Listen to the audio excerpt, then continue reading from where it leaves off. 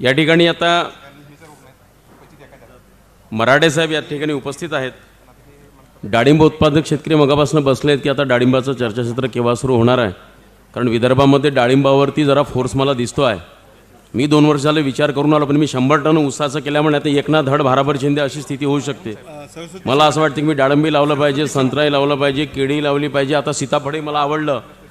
पण हे जरी खरं जरी असलं, पण शेवटी एकावरती मास्टरी क्रिएट केली पाहिजे, म्हणून माझं कॉन्सन्ट्रेशन सध्याकडे आहे. पण तरी पण मला असं वाटते की केव्हा नाही केव्हा मी या वर्षात 1.5 वर्षात किंवा या 2 महिन्यात निश्चितपणानं डाळिंब आणि आता हा साहेबांनी सांगितलं सीताफळ त्याच्याकडे निश्चितपणे वळण्याचा विचार आहे आपला. पुन्हा एकदा सर आपलं सर्वांचं अभिनंदन.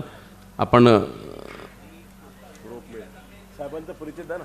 हो, साहेबांचा परिचय दिला ना. साहेबांनी काल पण उत्तम मार्गदर्शन केलं. मराठे साहेबांनी पूर्ण हॉल खचाखच भरला होता, मला माहिती आहे. मला वाटतं मागच्या वर्षी पण साहेब आपलं उद्बोधन झालं होतं या ठिकाणी. आणि या ठिकाणी मला पण डाळिंबाबद्दल माहिती निश्चितपणानं पाहिजे. मी साहेबांना विनंती करतो की त्यांनी आपल्या परिचयासह या ठिकाणी आपण चर्चासत्राला या ठिकाणी सुरुवात करावी. नमस्कार शेतकरी बंधूंनो, मी डॉक्टर राजीव अरविंद मराठे म्हणून आहे. मी तसा मुळात इथे विदर्भाचाच आहे. मंगरुळपीरजवळ अकोला जिल्ह्यामध्ये माझी शेती आहे.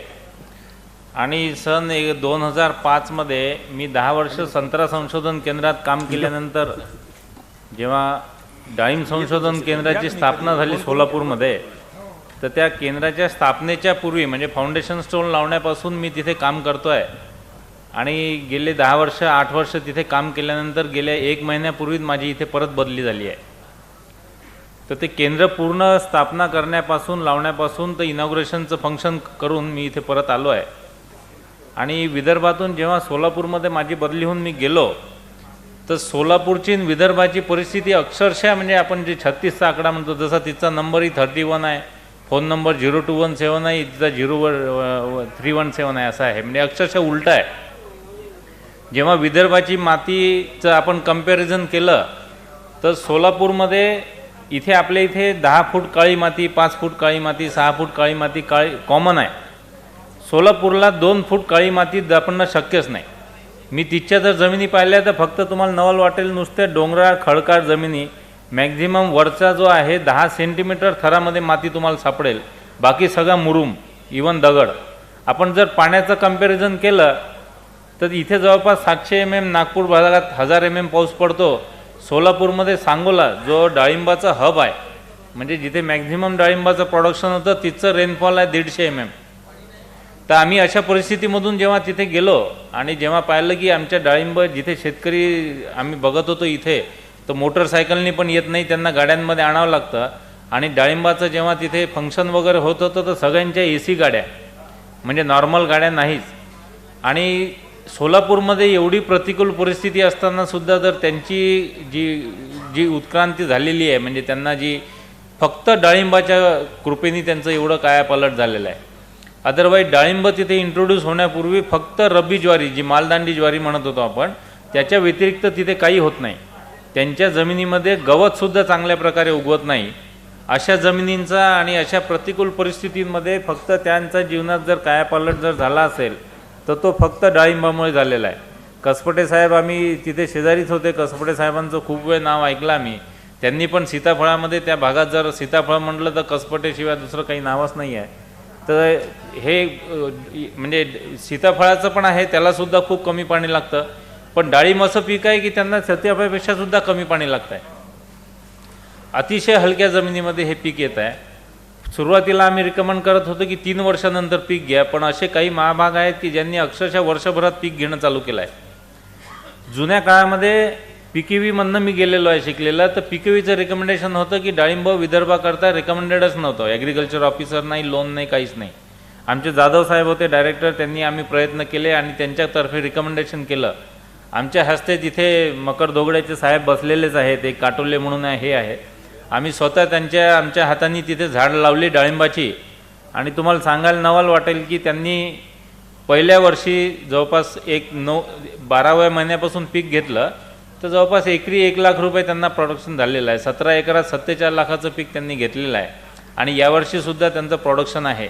तर हे कन्फर्म झालं की या भागामध्ये सुद्धा डाळिंब फळ पीक चांगलं येतं. आणि इथे आत्ताच परिषद झाली, सकाळपासून सेमिनार अटेंड करतो आहे की पहिले म्हणजे तुमचं काय म्हणतात धानाचं झालं, नंतर ऊसाचं झालं, संत्र्याचं झालं, आणि डाळिंबावर मी बोलतो याच्यासाठी आहे की या कोणत्याही क्रॉपसोबत माझी कॉम्पिटिशनच नाही आहे. ज्या जमिनीमध्ये आपल्या विदर्भाची जर विचार केला तुम्ही, या भागात उंच सखल जमिनी आहे आपल्या, जिथे हे डीप सॉईल आहे तिथे सगळं थोडीशी प्लेन लँड जर असेल तर तिथे आपल्या जमिनी खोल असतात, काळ्या मातीच्या जमिनी असतात. आणि आपलं जर एक शेत जर 20 एकराचं किंवा 30 एकराचं असेल तर त्याच्यात आपल्याला जवळपास 3 ते 4 प्रकारच्या जमिनी भेटतात. एक असतं की डोंगर मातीची जमीन, जिथे मातीच नसते, तिथे काही उगवत नाही, तिथे आपण जुन्या काळामध्ये होलगं मटकी लावत होतो. थोडी भारी जमीन असेल त्याच्यामध्ये आपण कॉटन लावत होतो. आता कॉटन सोडून सोयाबीन घेणं चालू केलं. तर अशा जमिनींमध्ये आपली कॉम्पिटिशनच नाही आहे. माझ्या मताने आपण डाळिंब पीक त्या जमिनीमध्ये लावा की ज्या जमिनीमध्ये तुम्ही कोणतंही इतर पीक घेऊ शकत नाही. तुमचं भारी जमीन आहे, तुम्हाला फळपीक घ्यायचं, संत्रा घेताय, मोसंबी घेताय, ऊस घेताय आहे किंवा बाकी इतर पिकं घेताय, तर अशा जमिनींचं लागवड तुम्ही डाळिंब पिकासाठी किंवा कोणत्याही फळपिकासाठी न केलेली बरी. जी हलकी जमीन म्हणतो आपण, अशा हलकी जमिनीमध्ये आता मेकॅनायझेशन झालेलं आहे. थोडं बहुत खड्डे केले, थोडे बहुत आपण जर खूप उबदार असेल तर आपण चर खोदले, त्याच्यामध्ये सुद्धा वेगवेगळ्या पद्धती आहे. त्या पद्धतींचा वापर करून जर आपण तिथे फळपिकांची जर लागवड केली तर ते अतिशय फायदेशीर राहील. आणि आपण संपूर्णतः फळपिकावर अवलंबून नसल्यामुळे जे काही फळपिकाचं उत्पादन तुम्हाला मिळेल हा बोनस ठरल्यासारखं राहिलं आहे. तर मला तुम्हाला एक सजेस्ट राहील की तुम्हाला ज्यांना कोणा डाळिंब करायचं असेल तर त्यांनी अवश्य या विदर्भाच्या भागामध्ये डाळिंब पिकाचं निश्चितच उत्पादन घ्यावं. आणि आता असं झालं आहे की कोणत्याही पिकाचं जसं साहेबांनी सांगितलं की तुम्ही जर चांगली काळजी घेत असाल तर 2 एकरातनी तेवढेच पैसे होतात जेवढी काळजी न घेता 20 एकरामध्ये लावले असाल. सद्यस्थितीमध्ये सोलापूर आणि नाशिक भागामध्ये आपण डाळिंबाचं जर म्हणलं तर 1,22,000 हेक्टरवर त्याची लागवड आहे पूर्ण भारतात. आणि पूर्ण भारतामध्ये फक्त 2च जिल्हे अग्रेसर आहे, सोलापूर आणि नाशिक, जिथे 80% डाळिंब आहे. त्याच्यानंतर जागतिक लेवलवर सुद्धा आपण नंबर 1 आहे प्रोडक्शनमध्ये. आणि आज डाळिंबाचं त्याला डॉलर पीक म्हणून ओळखलं जातं, कारण याच्यामध्ये काय आहे की सगळे अँटीऑक्सिडंट प्रॉपर्टी आहेत. आणि युरोपियन आणि अमेरिकन जे विचार करतात ते पूर्ण जग विचार करतं. तिथे काही रिसर्च पेपर पब्लिश झाले की डाळिंबामध्ये कॅन्सरवर गुणकारी औषध आहे, हायपरटेन्शनवर गुणकारी औषध आहे. आमचं एक पब्लिकेशन पण आहे की त्याच्यामध्ये डाळिंबावर अक्षरशः सर्दी खोकल्यापासून कॅन्सरपर्यंत सगळे रामबाण जी दवा म्हणतात, काय म्हणतात, हर बिमारी की एक ही दवा जी आहे ते डाळिंब म्हणून समजलं जातं. आणि युरोपियन आणि वेस्टर्न मार्केटला याला डिमांड असल्यामुळे याचे भाव इतके वाढले आहे की आजच्या डेटला शेतकऱ्याच्या झाडावर 80 रुपये किलोनी डाळिंब खपत आहे. आणि आपल्या विदर्भामध्ये असा एक स्कोप किंवा आपल्याला एक सुवर्ण संधी अशी आहे की हे जे 2 जिल्हे आहेत याच्यामध्ये अतिशय मोठ्या प्रमाणात शेतकऱ्यांजवळ पैसा आल्यामुळे आपण जसे सगळे शेतकरी जसे करतो की त्याच्यावर रोज फवारण्या, रोज खतं. तुम्हाला नवल वाटेल महिनाभरात 22 फवारण्या करायचे. आम्ही जेव्हा डाटा कलेक्ट करायला जातो तर त्यांचे स्प्रे संपायचेच नाही, इतके स्प्रे, खतं इतक्या प्रकारचे टाकायचे की मार्केटमध्ये जे अवेलेबल असेल सगळं शेतात टाकत राहायचे ते. आणि याच्यामुळे काय झालं की एक जो बॅक्टेरियल ब्लाईट म्हणून जो आहे, बॅक्टेरियल डिसीज आहे, तुम्हाला सांगायला म्हणजे जसं आपल्या लिंबूवर जो आपण खैऱ्या म्हणतो तो झॅन्थोमोनास सिट्री आहे, हा डाळिंबावर झॅन्थोमोनास एक्झोनोपोडिस आहे. फक्त एवढाच फरक आहे, म्हणजे तो संत्र्यावर येतो म्हणून तो, अदरवाईज तोच रोग आहे. ते लिंबामध्ये आपण आजपर्यंत कंट्रोल करू शकलो नाही, त्याचप्रमाणे डाळिंबावर पण त्याचं कंट्रोल नाही, फक्त मॅनेजमेंटच सांगतात. पण लिंबामध्ये काय आहे की तुमचं डाग जरी असले तरी लिंबू विकल्या जाऊन राहिलं आणि एवढेच पैसे नाही. पण डाळिंबावर जर बॅक्टेरियल ब्लाईटचे किंवा तेल्या रोग आपण ज्याला म्हणतो त्याचे जर डाग पडले तर पूर्ण फळच फाटून जातं. त्यामुळे त्या रोगाचा एकदा शिरकाव झालं की एक्सेप्ट मॅनेजमेंट तुम्ही काहीही करू शकत नाही. मग जून बाहेर नका घेऊ, जुलै बाहेर नका घेऊ, मग आंबिया घ्या, हस्त घ्या, अशा प्रकारचं मॅनेजमेंट आहे. आणि या आपल्या भागामध्ये त्या रोगाचा सध्या तरी प्रादुर्भाव नाही आहे. आणि या रोगाचा प्रादुर्भावाला सगळ्यात मोठं जे कारण आहे ते म्हणजे दूषित रोपांचा वापर. आणि तुम्ही ज्या मातृवृक्षापासून रोपं बनवणार, आता नाशिक आणि सोलापूर प्रत्येक बाग बॅक्टेरियल ब्लाईट किंवा तेल्या रोगाने अफेक्टेड आहे. तर नॅचरली की त्या भागातनं जर तुम्ही रोपं आणले तर 100% तुम्हाला त्या रोपांमध्ये बॅक्टेरियल ब्लाईट आढळणारच. आणि त्याचे जे लक्षण आहे जवळपास वर्षभरानंतर दिसतील तुम्हाला. म्हणून ज्यांना कोणा डाळिंब लावायचं असेल तर त्यांनी चुकूनही सोलापूर किंवा नाशिक भागातली रोपं घेऊ नका. कारण एकदा जर त्या रोगाचा प्रादुर्भाव इकडे झाला तर आपल्याकडे ह्युमिडिटी जास्ती आहे, आपल्याकडे 4 महिने जवळपास भरपूर पाऊस पडतो, 1000 mm रेनफॉल आहे, आणि हा डिसीज कंट्रोल होणं शक्य नाही. म्हणजे आपण एकदा लावायचं आणि मग एकानी जरी लावलं अशा प्रकारची रोपं, तर हा जो आहे हा अक्षरशः हवेतनं आणि सगळ्या मार्फत खूप जोरात म्हणजे पसरल्या जातो हा. म्हणजे एका शेतकऱ्यांनी जरी चूक केली तर 100 शेतकऱ्यांचं नुकसान व्हायचा चान्स आहे. त्यास्तव आपण एक जैनची टिश्यू कल्चरची रोपं आहेत, पण टिश्यू कल्चरच्या रोपांमध्ये सुद्धा जर कंटिन्यू जर आपण सगळ्या शेतकऱ्यांनी लावले तर नुकसान व्हायचे चान्स आहे. त्यामुळे या भागामध्ये जे नर्सरी आहेत किंवा आम्ही आता काही इथे आहे जसे शेतकरी बसले आहेत त्यांना सांगितलं की आता सध्या तुमच्या भागामध्ये तेल्या नाही आहे तर तुम्हीच रोपं बनवा, तुम्हाला डाळिंबापेक्षा रोपामध्ये जास्ती पैसे मिळतील.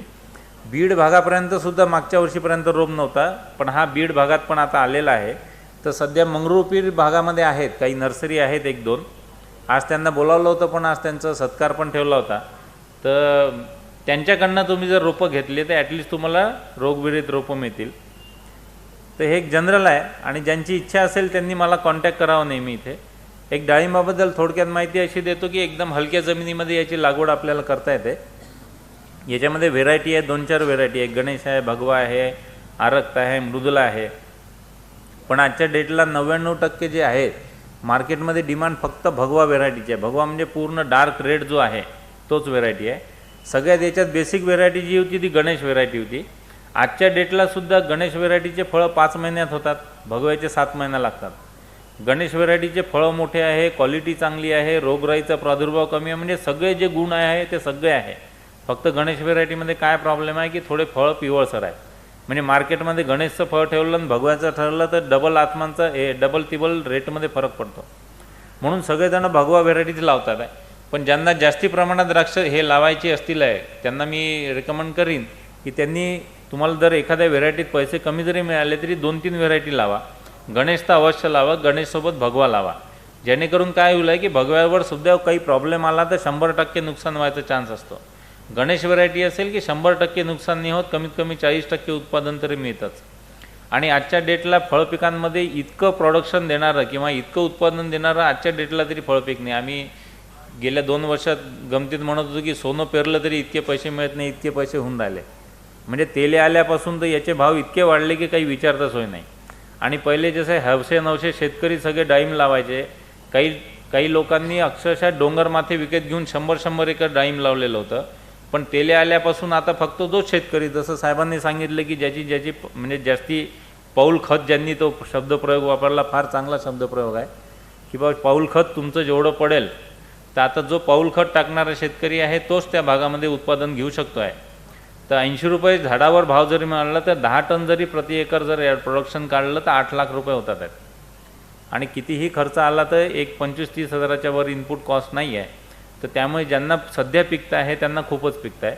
आता पुढे मार्केटमध्ये ग्लट झाल्यानंतरसुद्धा याच्या प्रोसेसिंग इंडस्ट्रीज पण खूप मोठ्या प्रमाणात आहेत. आज जैनवाल्यांनी इंडस्ट्री टाकून बसले आहे, पण त्यांना प्रोडक्शन हे म्हणजे प्रोसेसिंगसाठी फ्रूट मिळत नाही आहे.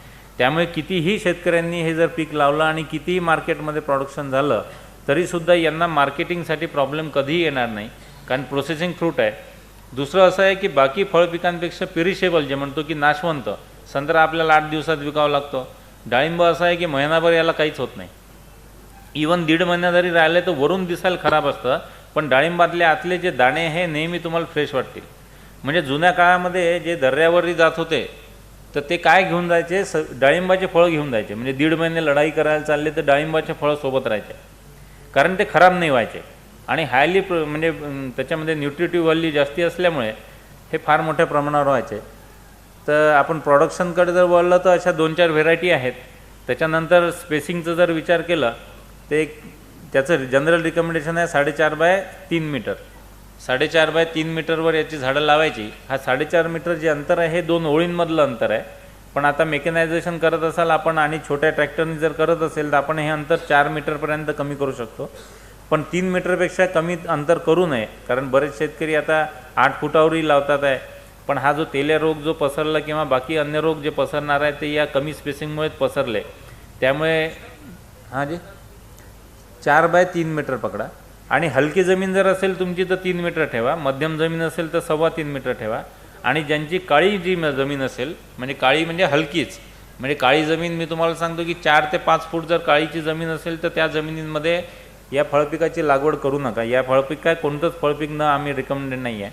कारण त्याच्यामध्ये झाडांना ताण बसत नाही आणि ताण न बसल्यामुळे फ्लॉवरिंग प्रॉब्लेम येतात. संत्र्यातसुद्धा तोच प्रॉब्लेम आहे. तर असे सगळे प्रॉब्लेम आहेत. तर हे जे एक जनरल स्पेसिंग आहेत आणि बाकी तुमचे स्पेसिफिक क्वेश्चन असतील नंतर जी छाटणी आहे किंवा दरवर्षाची प्रूनिंग आहे तर हे आपण जसं तुम्ही कराल त्यानुसार करू. आता थोडं वेळेचा प्रॉब्लेम पण आहे आणि तुमचे काही स्पेसिफिक क्वेश्चन असेल तर आपण ॲड्रेस करू त्याला. सफिशियंट. माझा नंबर आहे 98 पर एकर. नाही, जेव्हा प्रोडक्शन चालू होतं तेव्हा. माझा आहे डॉक्टर राजीव मराठे. नंबर आहे 9890609657. 9890609657.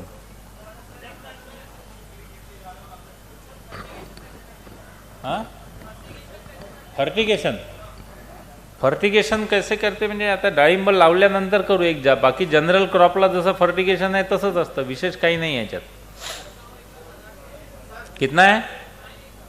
9 एकड़ लगा हुआ है. तो फर्टिगेशन के लिए आप मेरे साथ बात कीजिए, हम लोग देंगे. ॲक्च्युली काय आहे की ऐकून घ्या एक. हॅलो, एक न्यूट्रिशनच्या बद्दल बोलतो आपण आता. फर्टिगेशनची नमस्कार. अच्छा अच्छा. हाँ हाँ, फर्टिगेशन तो सांगते. फर्टिगेशन का ये है साहब, वो बताएंगे. हाँ, सुरुवातीला जो खर्च आहे याच्यामध्ये आता तुमचं जर खूप हलकी जमीन असेल तर चर खोदावे लागतील. चर खोदून त्याच्यामध्ये बाहेरची माती भरावी लागेल ते असेल. जर तसं नसेल तर खड्डे घ्यायचे. तुमचं जमीन काय आहे त्याच्यानुसार आहे. तरी एकरी खूप झालं तर 50,000च्या वर नाही आहे खर्च. आणि तुमचे जे इरिगेशन सिस्टीम जर असेल तर काही प्रश्नच नाही, ऑलरेडी इन्स्टॉल असेल तर. अदरवाईज जास्ती कॉस्टली नाही आहे. 35 रुपये 30 रुपये रोपाचे कॉस्ट आहे. बाकी विषय एकरी जवळपास 330 रोपं बसतात. मी जे स्पेसिंग सांगितलं त्या हिशोबाने हा 330 रोपं बसतात 4x3 वर. तर हा इनिशियल इन्व्हेस्टमेंट काही खूप जास्ती नाही आहे. कटिंगचं झाड लागल्यानंतर कसं आहे की बाकी जे फळपीक आहे जसं संत्रा पाहता तुम्ही किंवा बाकी फळपीक एका खोडावर वाढवलं जातं झाड. या डाळिंबामध्ये काय आहे की हे बुशी व्हेरायटी यायचं म्हणजे झुडूप वर्गीय फळ आहे. तर झुडूप वर्गीय असल्यामुळे काय होतं की याला खालून सगळे असे फुटारे फुटतच राहतात कंटिन्यू. तर याला सुरुवातीला वाढू द्या. यातले फक्त जोमदार वाढणारे असे 3 ते 4 फुटवे ठेवा तुम्ही. 4 दिशेला वाढणारे 4 मेन खोड ठेवा. त्याच्यापेक्षा जास्ती जर केलं तर गर्दी होऊन पुढे चालून प्रॉब्लेम येऊ शकतात. आणि एकावर ठेवायचं नाही, कारण याच्यावर जे खोडभुंगा म्हणून आहे त्याचा प्रादुर्भाव जास्ती आहे. तर पहिले जर तुम्ही एकच जर खोड ठेवलं तर समजा चुकून तो जर झाड मेलं तर पूर्ण मॉर्टॅलिटी होते. आज 3 ते 4 जर खोडं ठेवले तर तुम्हाला तो एक खोडभुंग्याचा प्रॉब्लेम सॉल्व्ह होतो. खैर त्याच्यावर आता औषध पण भरपूर आलेले आहेत त्यामुळे तो काही प्रॉब्लेम नाही आहे. पण याच्यामध्ये 4 खोडं ठेवल्यामुळे काय की कॅनॉपी मिळते जास्ती तुम्हाला. आणि कॅनॉपी जास्त मिळाल्यामुळे नॅचरली फ्लॉवरिंग फ्रुटिंग किंवा जास्ती प्रमाणात होणार. त्यामुळे 3 ते 4 खोडं ठेवा. मॅक्झिमम 3 वर ठेवा. 4च्या वर तर कोणत्या परिस्थितीत ठेवूच ना, कमी करू नका. कटिंग सध्या नाही आहे. तुम्ही आता लावल्यानंतर थोडंसं झुडूप तयार होतं.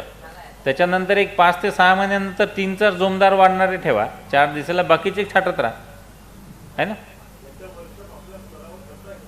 हां सर, आपल्याला करता येईल ना सर. एक डाळिंब संशोधन केंद्र सोलापूरला आहे. मध्यंतरी मला वाटतं जैन इरिगेशनवाल्यांनीच आता हे जे काटोले मी तुम्हाला जे सांगितलं की एक काटोले म्हणून गृहस्थ आहे त्या सर, तुम्हाला नवल वाटेल काटोलमध्येच आहे त्यांची बाग. इथे मी स्वतः येऊन आमच्या हातानेच त्यांनी लावले होते. जैन इरिगेशनचे टिश्यू कल्चरचे रोपं त्यांनी लावले आणि आजच्या डेटला 17 एकरमध्ये 37 लाखाचं प्रोडक्शन पहिल्या वर्षी घेतलं त्यांनी 12 महिन्यात. आता दुसरं पीक सध्या रेडी आहे. अच्छा साहेब होते का. आणि तिथे त्यांनी घेतलं आहे आणि मला वाटतं जैन इरिगेशनवाल्यांनी एक वर्कशॉप पण घेतला तिथे. तर ते काही हरकत नाही. जेव्हा केव्हा घ्याल सर मला बोलवा, मी निश्चित येईन तिथे.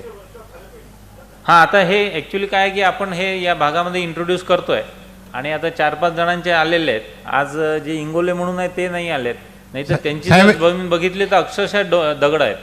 साहेब एक मिनिट, जमिनीलगत असे शूट्स खूप येतात त्याचे. हो, ते काढत राहावे लागतील. सुरुवातीला 3 ते 4 शूट्स ठेवायचे. असं मॅनेजमेंट वगैरे काय कोणी लिव्हरची नाव आपण नाही, सध्या तसंच कापायचं आहे सध्या. पुढे चालून काय आहे की त्याच्यामध्ये पाईप टाकून मग आपण बाकी फुटवे रोखू शकतो, पण सुरुवातीला तेवढं मेहनत करावं लागेल तुम्हाला, है ना? सर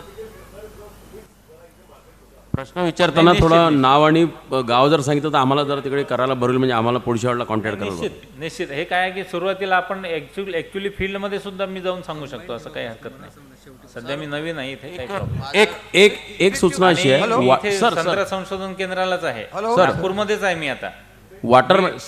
वॉटर मॅनेजमेंट आणि फर्टिगेशनवर यांचं पण म्हणजे याच विषयावरती तर एक सूचना अशी आहे की बा कंबाईन जर प्रश्न जर आलेत, म्हणजे तुम्हाला पण ती वेळ होणार नाही असं काही असेल तर मग आपण कंबाईन प्रश्न ठेवू, किंवा मग साहेबांचा विषयाला अनुसरून प्रश्न विचारा. वॉटर मॅनेजमेंट आणि फर्टिगेशनवर जैनचेच आपल्याकडे ज्यांनी टिश्यू कल्चरचं हे दिलं आहे, प्लॅन दिलं आहे, ते पण आपल्याला त्या विषयावरती बोलणार आहे. त्याच्यामुळे साहेबांना मी इथे ते सध्या प्रश्न नागपूरमध्येच आहे सर, माझी बदली इथेच झाली आहे.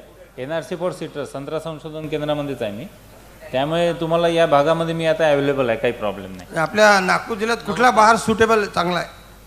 नागपूर बहार म्हणजे कुठला आपला बहार कोणता सूट होतो? बहार असा आहे की आपल्या नागपूर भागात खूप मोठ्या प्रमाणात पाऊस पडतो, जवळपास 5 ते 6 महिने पाऊस पडतो, आणि याच्यामध्ये जर डिसिजेस जर असतील तर तुम्हाला मॅनेजमेंटसाठी थोडा प्रॉब्लेम येऊ शकतो.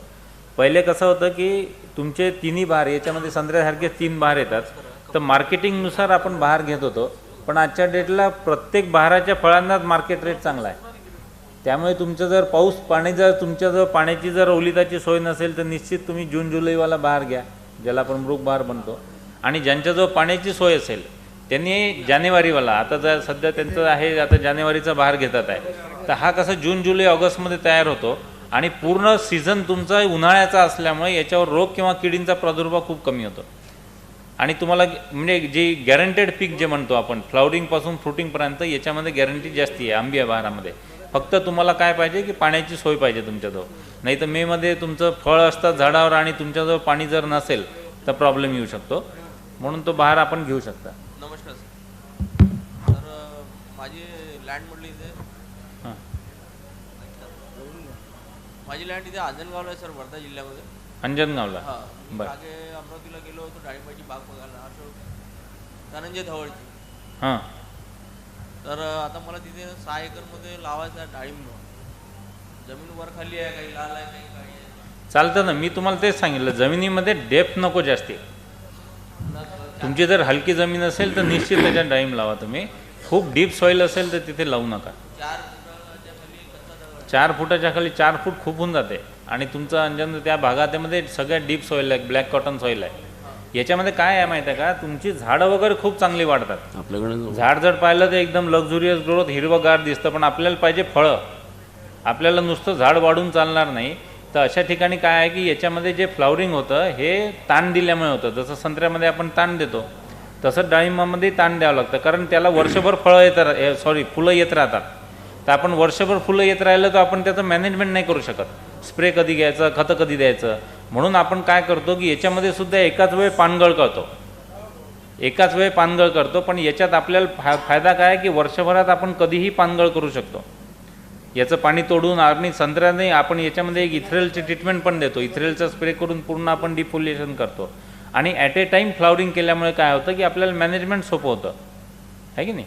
तर अशा या ज्या भारी जमिनी असतात याच्यामध्ये तुम्ही 4 महिने पाणी जरी बंद केलं तरी त्या झाडाला ताणच नाही बसत, कारण खालच्या भागातून पाणी पुरवठा सतत चालू राहतो. मग सतत सुरू झालं की फ्लॉवरिंग पाहिजे तसं होत नाही. मग 10 फळं लागले, मग 10 फळं अजून महिनाभरानं लागून राहिले. तर तशा ठिकाणी फ्लॉवरिंग बरं. दुसरा आहे मर रोगाचा प्रॉब्लेम सगळ्या फळपिकांमध्ये, संत्र्यामध्ये, डाळिंबात सगळीकडे आहे. एकदा जर मर रोगाचा शिरकाव तुमच्या अशा या भारी जमिनीत झाला तर मग ती बाग पूर्ण खतमच होऊन जाते बाग. त्याच्यावर काय औषधं काय मारणार आहे, रिडोमिल मारणार, 1000 रुपये औषधाचा खर्च, 1000 रुपये वर्षभरात झाड देतात. तर मग त्याच्याकडे दुर्लक्ष नॅचरल होतं, कारण तेवढं आउटपुट नाही आहे त्याचं. तर तेवढं कॉस्ट तुम्ही बिअर नाही करू शकत. तर काय होतं की मग ते मर रोगाचा प्रादुर्भाव झाला की कंट्रोल होत नाही अशा जमिनीत. त्यामुळे अशा जमिनींमध्ये बाकी पिकं घेताय ना तुम्ही. त्यामुळे जिथे हलकी जमीन आहे ती वापरा. 2 एकर लावले डाळिंब तरी भरपूर आहेत, तुम्हाला पैसे सारखेच मिळतील. मी तुम्हाला सांगितलं, कारण मॅनेज करणं सुद्धा महत्त्वाचं आहे ना. ठीक. ही जे डाळिंब आहे वर्षभरात कधी लावा तू. आम्ही स्वतःच्या सेंटरवर मे महिन्यात पिकल हे लावले, झाडं लावले. आपण कंबाईन घेऊ. आता सन्माननीय डफरे साहेबांच्या त्यांच्या विषयामध्ये आहेच, ते आलेले आहेत तिथे. साहेब पण बसतील आहे तिथे. मग कंबाईन प्रश्न आपण नंतर आपण घेऊ आपण. सध्या भेट साहेब आहेत पण ओके धन्यवाद साहेब मी साहेबांना